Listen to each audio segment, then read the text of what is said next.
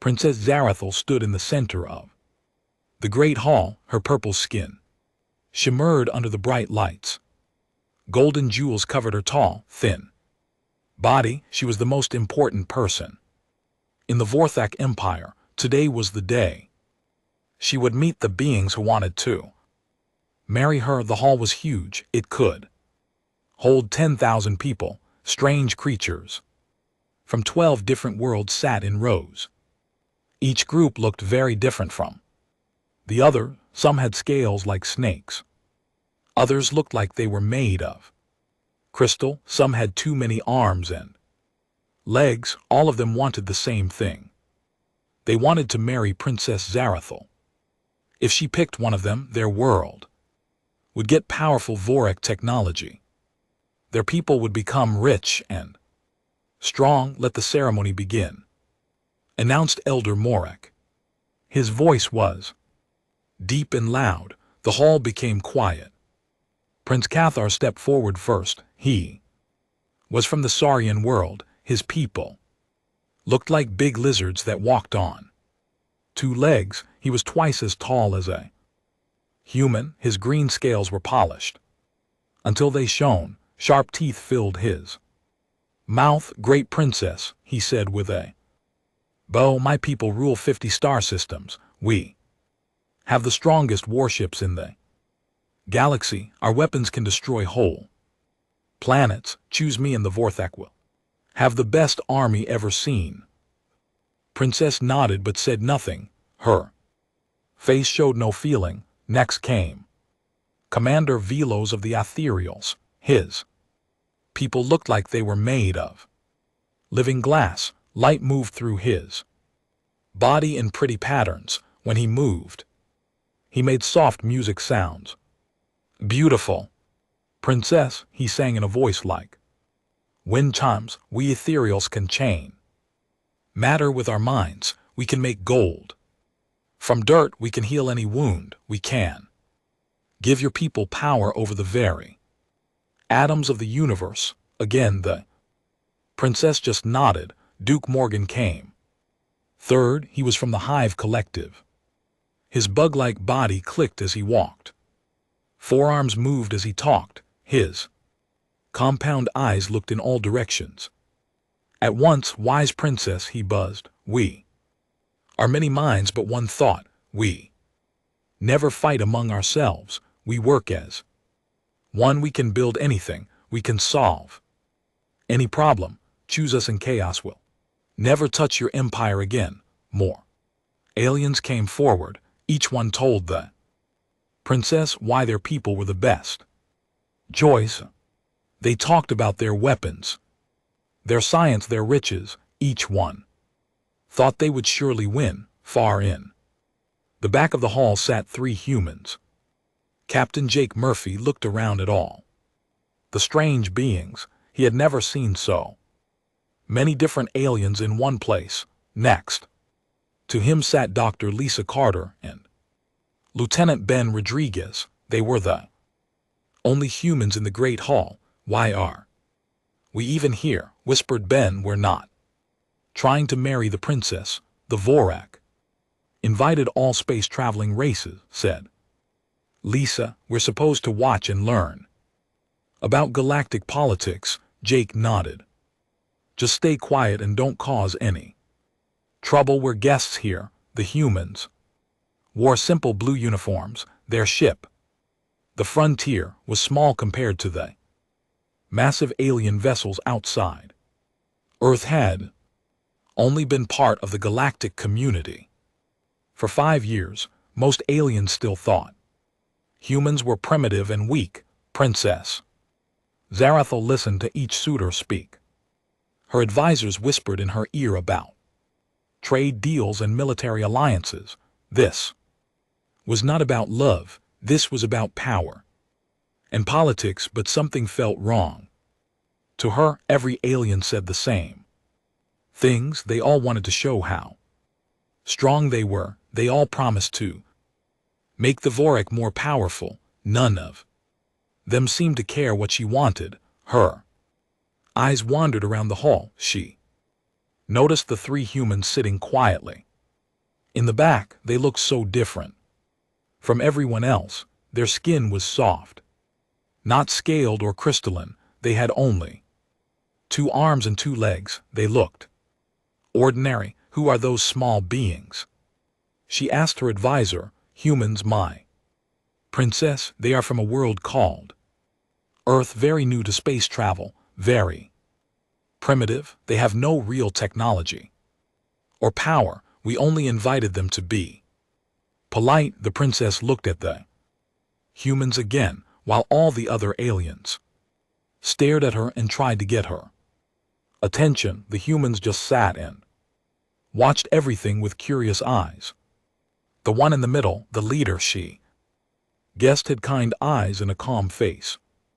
Primitive, she said softly to herself. But something about them interested her. The ceremony continued.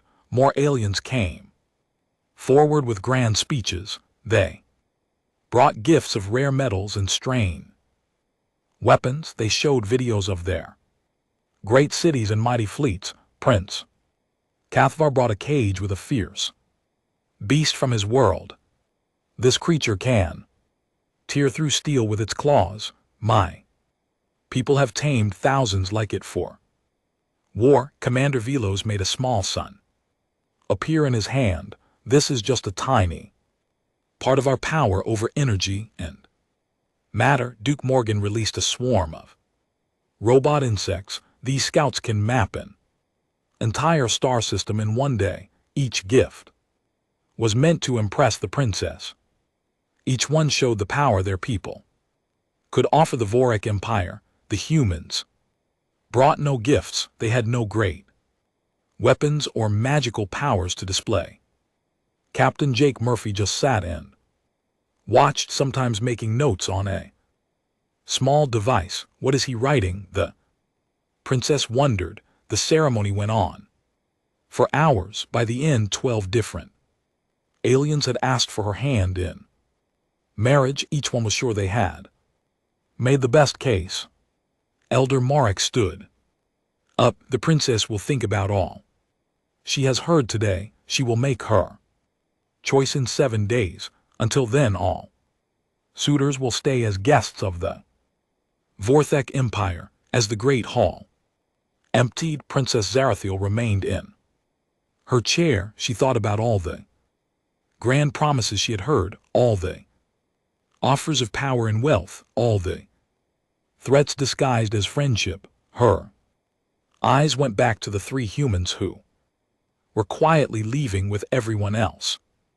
They had not asked for anything. They had not promised anything. They had not even spoken to her. For the first time in years, Princess Zarathiel was curious about someone. She wanted to know more about these strange, simple beings called humans. Guard captain, she called. Yes, my princess, find out where the humans are staying. I want to learn more about them, my princess. They are not suitors. They are just observers. I know what they are, she said firmly. Just do as I ask. The guard captain bowed and left. Princess Zarathiel sat alone in the great hall, thinking about kind eyes and quiet dignity. Maybe, just maybe, there was more to power than weapons and technology. Maybe there was something she had been missing all along. The next morning brought the first competition. Prince Cathar stood proudly in the demonstration arena. Behind him floated a massive warship. It was as long as a city block and covered in weapons. Behold the destroyer of worlds, he announced. This ship can crack a planet in half. My people have built 1,000 ships like this one. Crowd of aliens gasped in amazement. Even the princess looked impressed. Ship's weapons charged up, making the air crackle with energy. Test targets exploded into dust. Commander Velos went next. He raised his crystalline hands and the air around him began to glow. Metal bars twisted into complex shapes without being touched. Stone turned into gold. Water became breathable air. We, ethereals, control the basic forces of nature, he sang. Matter obeys our will. Energy flows at our command. Physics bends to our desires. Duke Morgan released millions of tiny robots. They moved together like a living cloud. In minutes, they built a perfect copy of the princess's palace, complete in every detail. We think as one mind, he buzzed. 1 billion workers with a single purpose.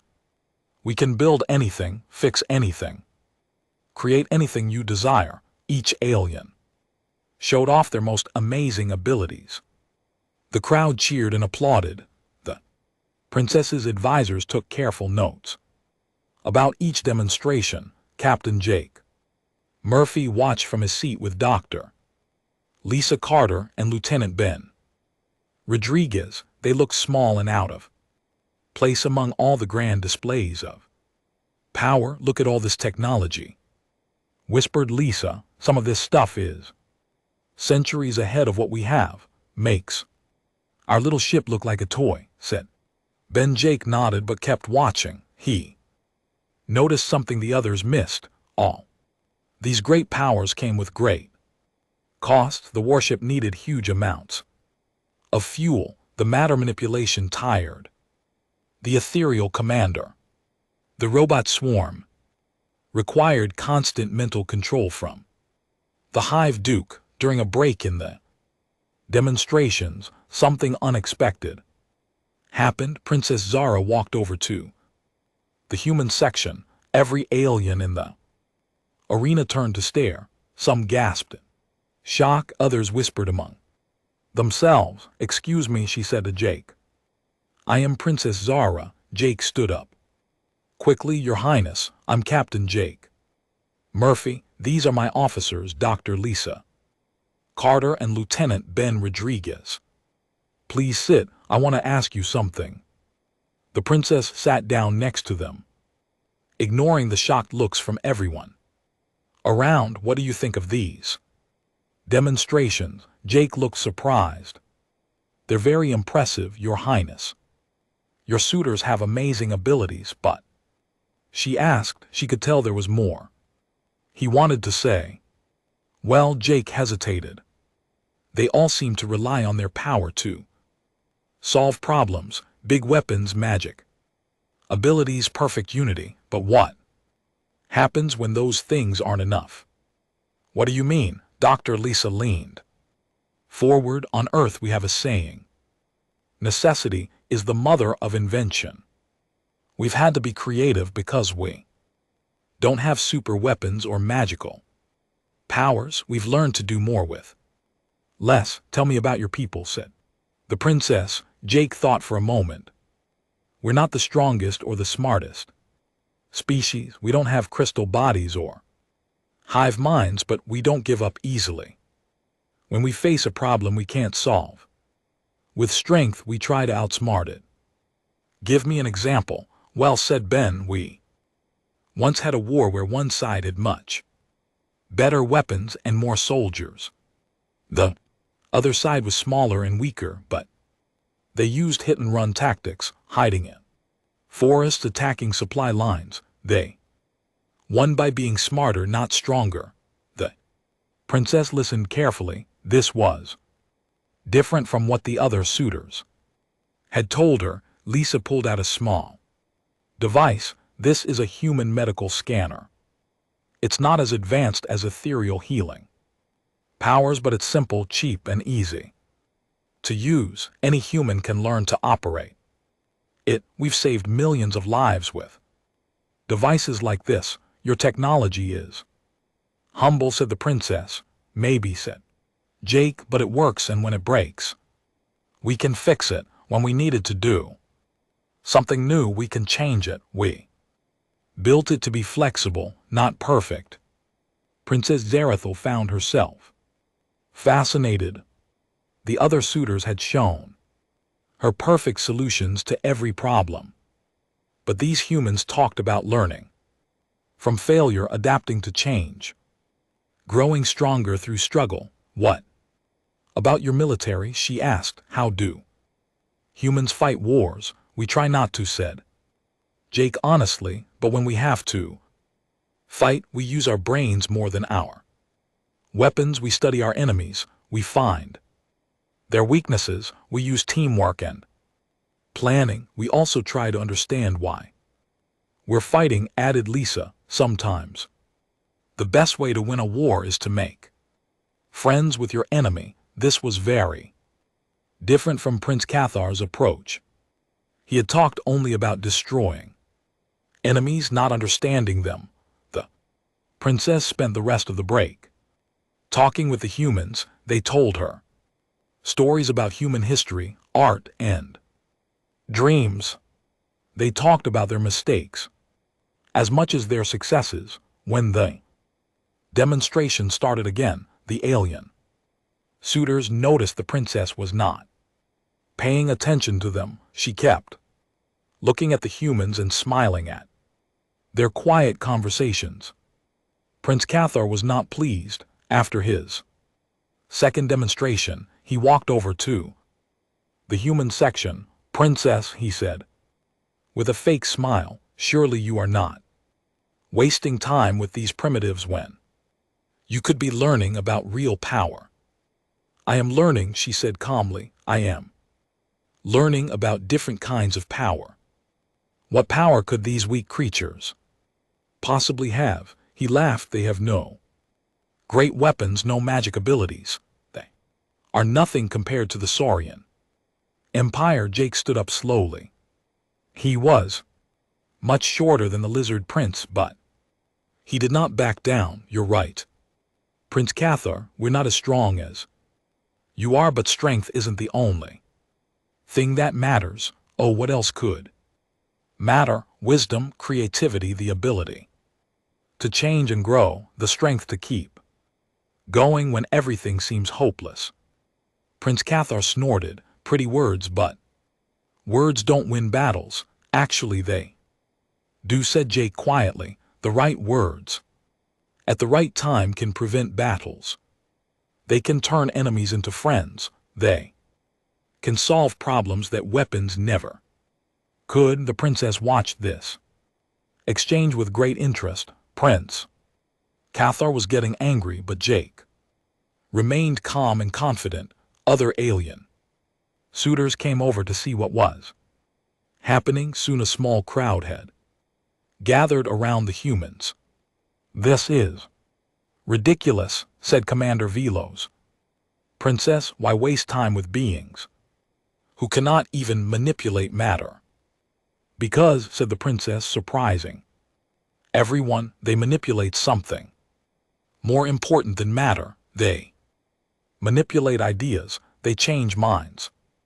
They adapt to anything. Duke Morgan buzzed angrily. Adaptation is inefficient. Perfection is better than change. Dr. Lisa smiled. But what happens when your perfect system meets a problem it wasn't designed for? What happens when you need to do something new? The aliens had no good answer for that question. As the day went on, more and more aliens found themselves drawn to the human section. The humans did not try to impress anyone. They just talked honestly about their experiences and ideas. Princess Zarathil realized something important. All day she had watched the most powerful beings in the galaxy compete for her attention. They had shown her weapons that could destroy stars and abilities that seemed like magic, but the humans had shown her something none of the others possessed. They had shown her hope, hope that problems could be solved, hope that enemies could become friends, hope that small weak beings could accomplish great things through courage and cleverness. For the first time since the ceremony began, Princess Zarathil felt truly interested in her choice.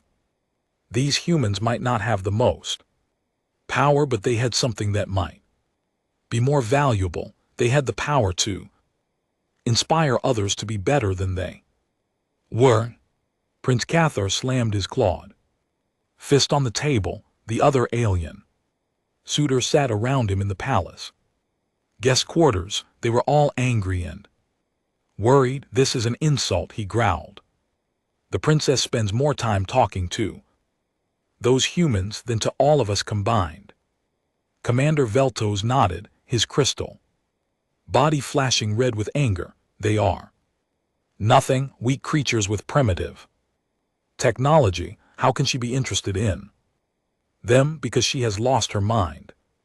Buzzed Duke Morgan, we must do something to show her how foolish this is. Prince Cathar stood up, his huge frame cast shadows across the room. I have an idea.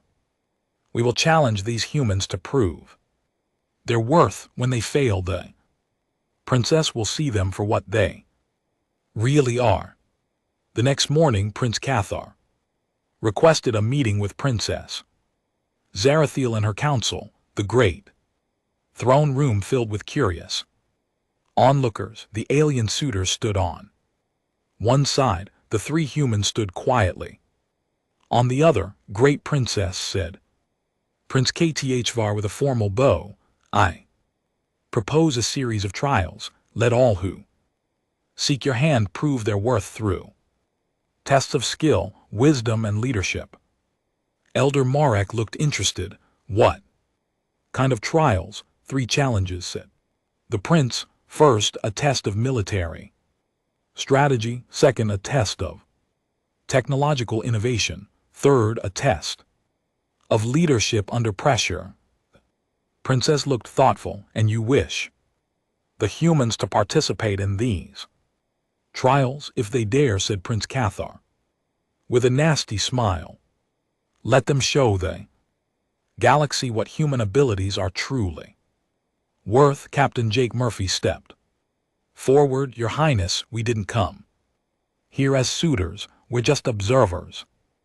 We don't want to cause any diplomatic problems. I understand your concern, Captain Murphy, said the princess, but I'm curious to see how humans would handle such challenges. Jake looked at his 2 officers, Lisa and Ben. Both nodded slightly. They were willing to try. All right, said Jake. We and LT Unk and GTLL participate, but we do this as representatives of humanity, not as suitors for your hand. Of course, said the princess, but there was something in her eyes that suggested she had other ideas. The first trial began that afternoon. It was a military simulation using holographic technology. Each team had to plan and execute a battle strategy. Prince Cathar went first. His strategy was simple and direct. Massive fleets of warships attacked the enemy head-on. His weapons were powerful enough to blast through any defense. The simulation showed a quick, brutal victory. This is how the Saurian Empire conquers worlds, he announced proudly. Overwhelming force applied without mercy. Commander Velos used a different approach. His forces used energy manipulation to turn the enemy's weapons against them. Enemy ships exploded from within as their own power cores were corrupted. It was elegant and effective. Duke Morgan's strategy relied on perfect coordination. Millions of small ships moved as one giant organism. They surrounded the enemy completely, making escape impossible. Victory came through superior numbers and flawless teamwork. Then it was Jake's turn. The other aliens watched with amusement. What could humans possibly do against such advanced tactics? Jake studied the simulation carefully. The enemy force was large and well-armed. A direct attack would fail. Energy manipulation wouldn't work with human technology, and humans didn't have millions of ships. But Jake noticed something the others had missed. The enemy was positioned to defend against frontal attacks. They expected their opponents to try to overpower them. Lisa Ben, he said quietly. Remember the Battle of Midway? His officers smiled. They knew exactly what he meant. Jake's strategy was different from all the others.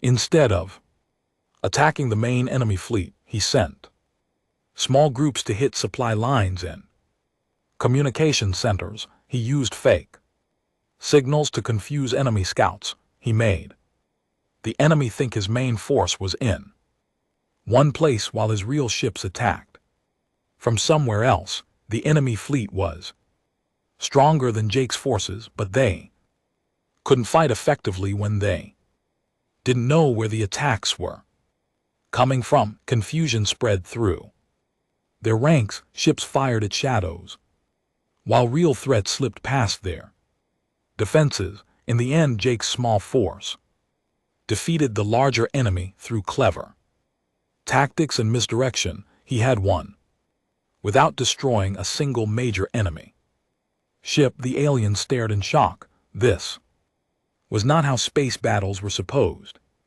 to work. Impossible, muttered Prince Cathar. You had inferior numbers and weapons. How did you win? We didn't try to be stronger than the enemy, explained Jake. We tried to be smarter. We made them defeat themselves. The second trial was about technological innovation. Each team had to solve a specific problem using the resources available. The challenge was to provide clean water for a colony planet. The planet's water was poisoned by industrial chemicals. The colonists needed a solution fast or they would all die. Prince Cathvar's solution was to build a massive purification plant using Sarian technology. It would clean the water perfectly, but it would cost enormous amounts of money and take months to build. Commander Velos offered to use ethereal powers to transform the poisoned water directly into pure water. It was instant and perfect, but it required constant attention from skilled ethereals. Duke Morgan proposed releasing billions of micro-robots into the water supply. They would eat the poison and excrete clean water. It was efficient, but the colonists would be drinking robot waste. Dr. Lisa Carter looked at the problem differently. She studied the type of poison and the local environment. Then she designed a simple biological filter using plants that grew naturally on the planet. These plants actually eat the poison, she explained. We modify them slightly to work faster. Then we build simple ponds where the plants can clean the water naturally. The system maintains itself and costs almost nothing, but it's so primitive, said Commander Velos. Why use plants when you could use advanced technology? Because plants don't break down, said Lisa. They don't need rare materials or expert maintenance. The colonists can operate the system themselves forever. The aliens realized she was right. Her solution wasn't the most advanced, but it was the most practical. The third trial tested leadership under crisis. Each candidate was given a mixed team of different alien species and the emergency scenario to handle. Prince Cathar tried to lead through intimidation and authority. He gave orders and expected immediate obedience. But the different species didn't trust each other and they didn't understand his military thinking. Commander Veltos attempted to lead through superior knowledge. He tried to solve every problem himself using ethereal abilities, but when his powers weren't enough, the team didn't know what to do. Duke Morgan tried to impose hive mind unity on the group. He wanted everyone to think the same thoughts and work in perfect coordination, but the other species couldn't function that way. Lieutenant Ben Rodriguez took a different approach. Instead of trying to control his team, he listened to them.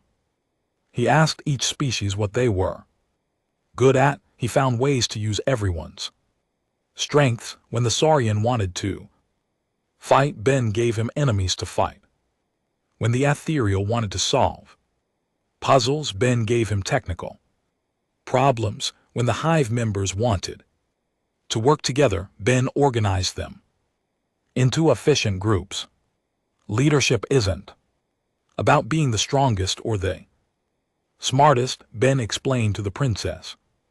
Afterward, it's about bringing out the best in everyone around you. By the end of the third trial, something amazing had happened. The humans had won all three challenges, not through superior technology or natural abilities, but through creative thinking and understanding others. The alien suitors were furious. They had been embarrassed by a species they considered primitive and worthless. Princess Zarathil, however, was fascinated. She had watched the humans solve problems in ways no one else had considered. They had succeeded where others failed, not by being stronger, but by being cleverer and more adaptable. That evening she requested a private meeting with Captain Murphy. Your people are remarkable, she said. You have shown abilities I have never seen before. We're an LT Unk and GT just different, said Jake. Not better or worse than anyone else, just different in good ways, said the princess. Your differences make you strong. Jake looked uncomfortable. Your Highness, I hope you understand. We never intended to compete for your hand. We just wanted to show that humans deserve respect. Princess Zarathil smiled. It was the first genuine smile anyone had seen from her since the ceremony began. Captain Murphy, she said softly, what if I told you that respect is not all I am interested in? Jake stared at her in shock. Around the galaxy, he realized everything was about to change. And for the first time since arriving at the Vorthak home world, he wasn't sure what to do next. Jake stared at Princess Zarathil in complete shock. The room was quiet except for the soft hum of the palace's energy systems. He could not believe what he had just heard. Your Highness, he said carefully, I think there might be some misunderstanding here. The princess moved closer to him. Her purple skin seemed to glow in the soft light. There is no misunderstanding, Captain Murphy. In 3 days, I will announce my choice for marriage. I want that choice to be you. Jake felt his heart racing. But I'm just a human. We've only known each other for a few days. This could start a war between Earth and every other civilization in the galaxy. Let me tell you something about the Vorek Empire, she said, sitting down across from him. We have ruled the galaxy for 10,000 years. We have the best technology, the strongest military, the richest worlds. But do you know what we don't have? Jake shook his head. We don't have dreams anymore. We achieved everything we wanted long ago. Now we just maintain what we have. We've become comfortable, safe, boring. She walked to the window and looked out at the stars. Every alien species that asked for my hand today made the same offer. They promised to make us stronger, richer, more powerful. But none of them promised to make us grow. I still don't understand, said Jake. Your people have been in space for only 5 years, she continued. But in that time, you've explored more systems, made more discoveries, and solved more problems than some civilizations do in centuries. You do this not because you have great technology, but because you refuse to Give up, Jake joined her at the window. We explore because we're curious. We solve problems because we have to. We don't give up because we're too stubborn to know when we're beaten. Princess Zarathil smiled. Exactly, the galaxy has forgotten how to be curious, how to take risks, how to grow, but humans remember these things. You could teach us to dream again, and you want to marry me because of that. I want to marry you because when I talk to you, I feel something I haven't felt in years. I feel excited about the future. I feel like tomorrow might bring something wonderful and unexpected. Jake was quiet for a long moment. Your Highness Zara, this is moving very fast. And there will be consequences, big ones, I know, she said softly, but some things are worth the risk. Outside the room, neither of them noticed the small listening device that Prince Kethar had placed near the window. The Saurian prince heard every word of their conversation. His eyes blazed with anger as he listened. The next morning brought chaos. Prince Kethar had shared the recording with all the other alien suitors. They were furious and terrified. The idea of a human marrying into the most powerful family in the galaxy was unthinkable. They called an emergency meeting with the Galactic Council representatives who were present for the ceremony.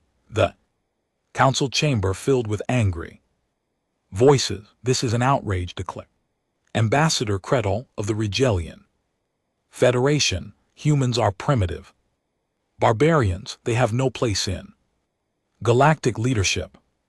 The princess has clearly lost her mind, added Senator Vormak from the Century Republic. Someone must stop this madness before it destroys everything we have built. Prince Cathar stood at the center of the chamber. I call for an immediate vote. The Galactic Council must formally forbid this marriage. If Princess Zarthil chooses a human, the Vorak Empire should be expelled from all diplomatic relations. Many council members nodded in agreement.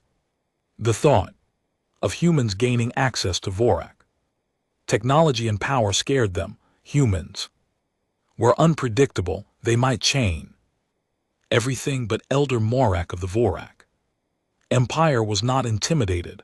You forget yourselves, he said in a voice like thunder. The Vorak Empire does not take orders from anyone. Princess Zarathil will choose her own mate, and the Empire will support her choice, even if that choice destroys the peace of the galaxy. Asked Ambassador Credo. Especially then, said Elder Morak firmly. Peace without growth is just another form of death. Meanwhile, Captain Murphy sat in his quarters with Dr. Carter and Lieutenant Rodriguez. He had told them everything about his conversation with the princess. This is insane, said Lisa. If she chooses you, every alien government will see Earth as a threat. They'll want to destroy us before we get too powerful. And if you say no to her, added Ben, we might lose the friendship of the most powerful empire in the galaxy. Either way, Earth is in trouble. Jake rubbed his forehead.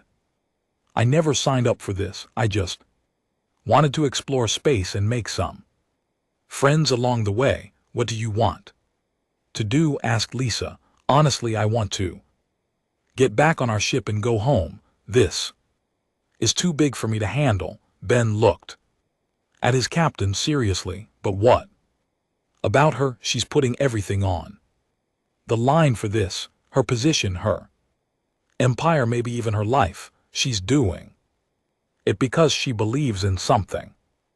She believes in us, said Lisa quietly. In humanity, in what we could become together. Jake was quiet for a long time. Finally, he stood up. I need to talk to her again. I need to understand what she really wants. But when Jake arrived at the princess's quarters, he found them surrounded by Vorak guards. They would not let him pass. Orders from Elder Morak, said the guard captain. Princess is not allowed visitors until after the ceremony. Jake realized what was happening. The political pressure was getting too strong. Even the Vorak leadership was starting to worry about the consequences of the princess's choice. That evening the situation got worse. A message arrived from Earth. President Collins had heard about the situation through diplomatic channels. His message was brief and direct.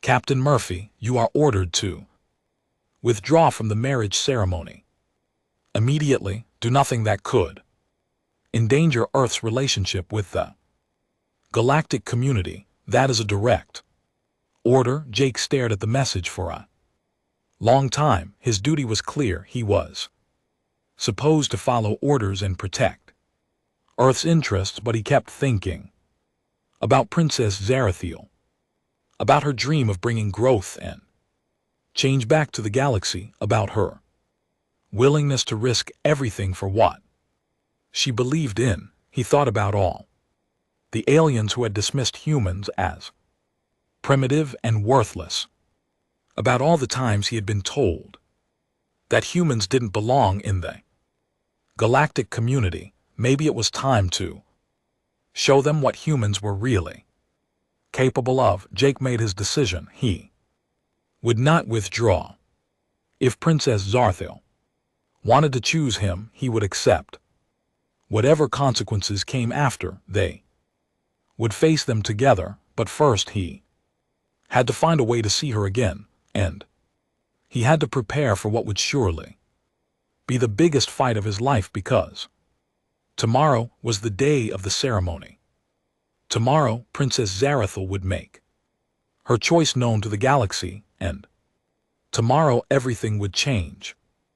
Outside his window, Jake could see alien warships gathering in orbit. Some belong to the suitors, others belong to their governments. All of them carried the same message. If the princess chose a human, there would be war. Jake looked up at the stars and thought about Earth, about the small blue world humanity was just beginning to reach for, the cosmos, about all the people counting on him to make the right choice. He just hoped he was strong enough to make the choice that was right for everyone. But deep in his heart, Jake knew there was no choice that would make everyone happy. Tomorrow he would have to decide what kind of future he wanted to help create, a future of safety and tradition, or a future of growth and change. The decision would affect not just him and the princess,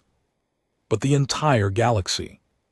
The morning of the ceremony brought dark clouds over the Vorak palace. Jake stood at his window, watching alien warships position themselves in the sky. More ships arrived every hour. The galaxy was holding its breath. Dr. Carter knocked on his door.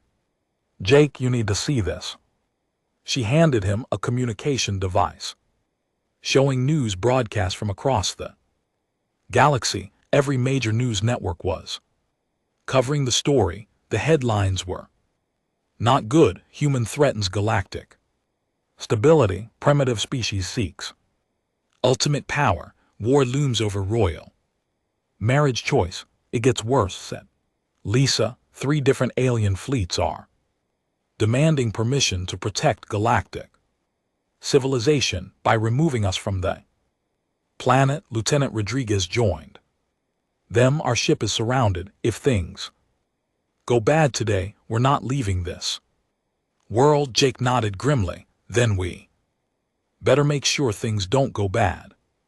Across the palace, Princess Zarathiel prepared for the most important day of her life. Her advisors had spent all night trying to change her mind. "My princess," pleaded Elder Morak, "choosing the human will mean war. Half The galaxy has threatened to attack us. If you make this choice, then we will fight, she said calmly as servants helped her into her ceremonial robes. Against the entire galaxy, even our power has limits, Princess Zarathiel looked at her reflection in the mirror. The golden robes made her purple skin glow like starlight. She looked like a goddess, but she felt like a woman, making the hardest choice of her life. Elder Morek, how long has our empire ruled the galaxy? 10,000 years, my princess, and in all that time have we ever grown? Have we ever become more than we were? The old advisor was quiet. We have been rulers for so long that we forgot how to be explorers. We became so powerful that we stopped trying to become better. The human Captain Murphy reminded me what it feels like to dream of tomorrow, but the cost of growth is always high, she said, but the cost of staying the same is higher. We will become extinct through our own success. The ceremony hall filled with beings from across the galaxy. The alien suitors sat in the front rows, confident that the princess would come to her senses. Behind them sat representatives from dozens of governments, all watching carefully. In the very back sat the three humans. They looked small and out of place, but they held their heads high. Princess Zara entered the hall, wearing the crown of stars. Everyone stood as she walked to the center of the room. The crown held gems from every world in the Vorak Empire. It had been worn by 100 rulers over 10,000 years. Citizens of the galaxy, she began. Today I choose my life companion. This choice will affect not just me, but the future of interstellar civilization. The alien suitors leaned forward. Each one still believed he might be chosen. I have listened to many offers of alliance. I have been promised wealth, power, and military strength. Each suitor has shown me the greatest achievements of their people. Prince Cathar smiled confidently. His fleet was the largest in orbit, but I have not chosen based on power or wealth. I have chosen based on something more important. I have chosen based on the ability to grow, to change, to become something greater tomorrow than we are today. Commander Velos began to look worried. This was not going the way he expected. Some of you will say my choice is foolish. You will say I am choosing weakness over strength, but you are wrong. I am choosing the future over the past. The hall became very quiet. Everyone knew what was coming. I choose Captain Jake Murphy of Earth to be my husband and co-ruler of the Vorthak Empire. The silence lasted exactly 3 seconds, then chaos erupted. Prince Cathar roared in rage. This is an insult to every civilized species in the galaxy. Commander Velto stood up, his crystal body flashing angry red. You doom us all with this madness, Duke. Morgan's buzzing became so loud it hurt people's ears. The human contamination must be stopped.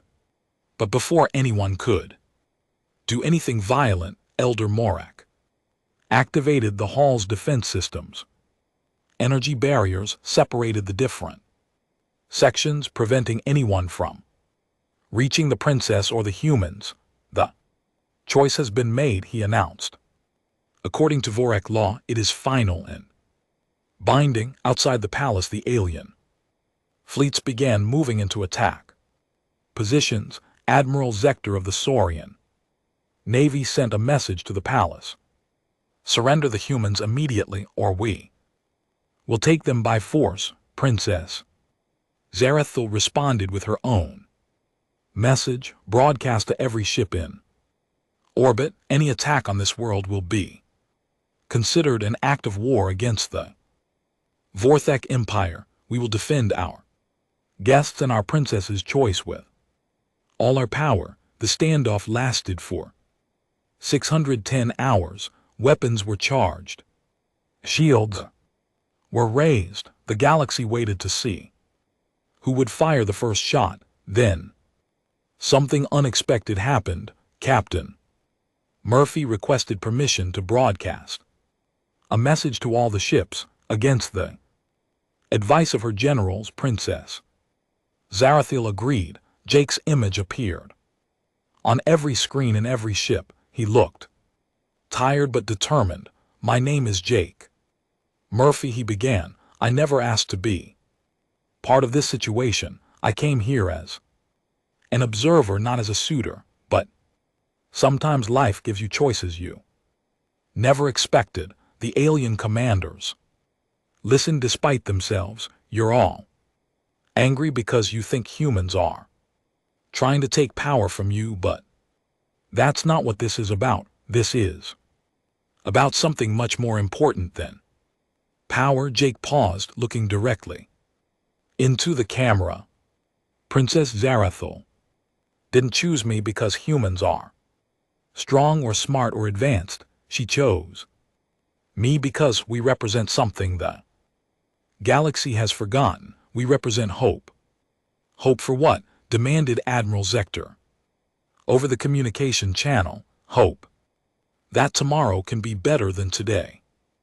Hope that we can solve problems we've never faced before. Hope that different species can work together instead of fighting each other. Jake gestured toward the camera. Look around you. Right now, dozens of different civilizations are preparing to destroy each other over a marriage ceremony. Is this really the future you want for your children? Some of the ships began powering down their weapons. Princess is offering something new. Partnership between species that could benefit everyone. But if you attack us now, you'll destroy that chance forever. Commander Velos spoke over the channel. What kind of partnership? Princess Zara took the microphone from Jake. We propose the creation of exploration zones throughout the galaxy, places where different species can work together to explore new worlds, develop new technologies, and solve new problems. Humans would lead these zones, added Jake, not because we're better than anyone else, but because we're good at adapting to new situations. We're good at bringing different groups together. Elder Marek stepped forward.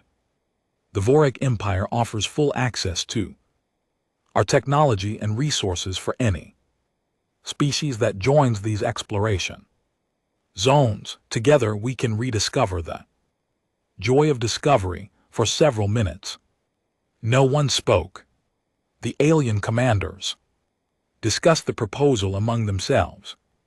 Finally, Admiral Zector broke the silence. This is not what we came here expecting. The best things in life rarely are, said Jake. One by one, the alien fleets began standing down. Not all of them. Some ships left orbit entirely, their commanders too angry to accept the new arrangement, but most remained, their commanders curious about this strange new possibility. 3 months later, Jake stood in the same ceremonial hall, but this time he wore Vorthak royal robes alongside his human uniform. Princess Zarathil stood beside him as they exchanged wedding vows in front of representatives from 40 different species. Do you, Jake Murphy of Earth, promise to rule with wisdom and courage? I do, he said, looking into his bride's eyes. Do you, Zarathil of Vorak, promise to lead with compassion and vision? I do, she said, squeezing his hand. Elder Morik smiled as he pronounced them married. May your union bring growth and prosperity to all the galaxy's children. As they kissed, Jake thought about how much had changed. The First exploration zone was already under construction in the Century system. Humans and Vorik worked alongside ethereals and even some reformed Saurans to build something entirely new. Not everyone was happy with the changes. Some alien governments still refused to recognize the marriage or participate the exploration zones, but every day more species joined the partnership. Dr. Carter had been appointed director of Interspecies Science Exchange. Lieutenant Rodriguez commanded the new multi-SE security force. Even Earth's government, after initial shock, had embraced the opportunities the partnership offered. That night, as Jake and Zartha walked through the palace gardens, she asked him a question. Do you ever regret accepting my proposal? Your life would have been much simpler if you had said no. Jake looked up at the stars where human and alien ships worked together to build the future. Simple isn't always better. Besides, someone once told me that the best things in life are rarely what we expect. Zara laughed. Who told you that? Some guy I married, Jake said with a grin as they walked under the alien stars. Jake reflected on the strange journey that had brought him here. He had come to the Vorthak home world as a simple ship captain from a primitive world. He was leaving as co-ruler of the galaxy's greatest empire, but more than that, he was leaving as proof that sometimes the most important power isn't the ability to destroy or control. Sometimes the most important power is the ability to inspire others to become better than they